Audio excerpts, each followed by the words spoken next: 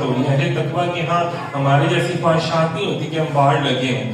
جائز خواہش بھی وہ اپنے اوپر حرام قرار دیتے ہیں. کیسے ہے بابا ذکریہ رحمۃ اللہ علیہ سے کسی نے ان کے روزے کے مقام کے بارے میں پوچھا تو انہوں نے فرمایا روزہ کیا ہے؟ مجاہدہ ہے. پوچھا گیا کہ حضور مجاہدہ کیا ہے؟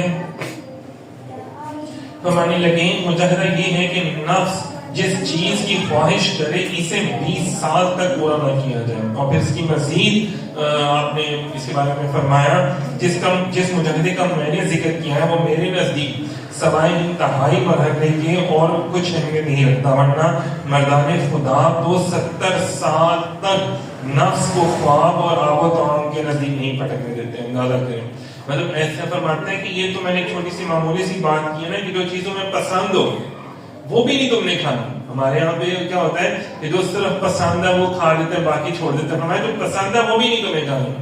اور اللہ کی رضا کے لیے اگر تمہارے سامنے وہ چیز آ جاتی ہے مزہ تو تب ہے نا کہ تمہیں سب سے زیادہ چیز پسند ہے وہ تم اللہ کی راہ میں بانٹ دو. اب افطاریوں میں سحریوں میں کیا کیا چیزیں ہمارے سامنے نہیں آتی بڑا بڑا کچھ آتا ہے لیکن تم خود کھانے کے بجائے لوگوں کو کھلا دو. یہی حال تھا بابا فضل الدین گنج شکر سرکار کے آستانے میں, خواجہ اجمیر کے آستانے میں, نظام الدین اولیاء کے آستانے میں, داتا گنج فیض عالم سرکار, اسی طرح شیخ عبد القادر جیلانی سرکار رحمۃ اللہ علیہ ان کے آستانوں میں ہم کو پتہ ہے کہ بڑا وسیع و عریض لنگر پکتا تھا.